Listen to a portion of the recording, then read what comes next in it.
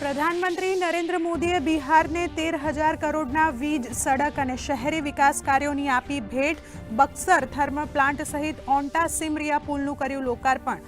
તો પીએમ આવાસ યોજનાના 4,260 લાભાર્થીઓને આપ્યું પોતાનું ઘર. વૈશાલી કોડરમા બૌદ્ધ સર્કિટ ટ્રેનને આપી લીલી ઝંડી.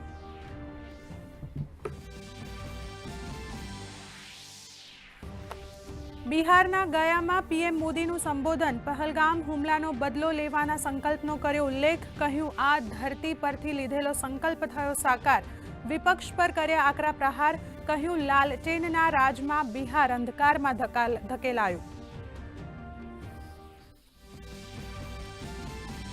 બિહાર બાદ પીએમ મોદી પશ્ચિમ બંગાળની મુલાકાતે. પશ્ચિમ બંગાળને આપશે ₹5,200 કરોડના વિકાસ કાર્યોની સોગાત. કોલકાતામાં 3 નવી મેટ્રો લાઇનનો કરાવશે પ્રારંભ. ભાજપ કાર્યકર્તાઓ વચ્ચે કરશે રેલી.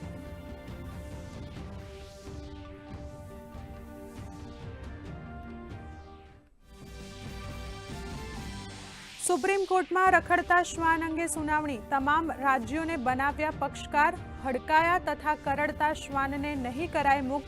અન્ય શ્વાનને નસબંધી અને રસીકરણ બાદ કરાશે મુક્ત. કામમાં અવરોધ ઊભું કરનાર વ્યક્તિને 25,000 અને એનજીઓને થશે ₹2 લાખ દંડ. પ્રધાનમંત્રી નરેન્દ્ર મોદી 25 અને 26 ઓગસ્ટે ગુજરાતની મુલાકાતે. ₹307 કરોડના રોડ પ્રોજેક્ટનું કરશે લોકાર્પણ અને ખાતમુહૂર્ત. અમદાવાદ, મહેસાણા, પાલનપુરના રોડ ઉપર 6 માર્ગી અંડરપાસનું ખાતમુહૂર્ત. તો ગિફ્ટ સિટી સુધી સરળ અને ઝડપી કનેક્ટિવિટી મળશે.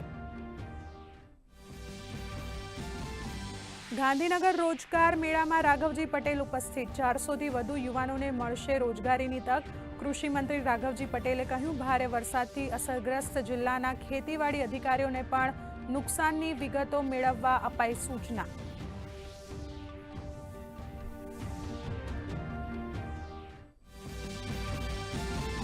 જાફરાબાદના દરિયાકાંઠે હેમખેમ પહોંચી 700 બોટ. બંધ પડેલી બોટને દોરડા વડે બાંધી કિનારે પહોંચાડાઈ. નેવી અને હેલિકોપ્ટરની મદદથી લાપતા 11 ખલાસીઓને શોધવાનો થઈ રહ્યો છે વેગીલો પ્રયાસ. તો માછીમારોને 25 ઓગસ્ટ સુધી દરિયો ન ખેડવા ચેતવણી.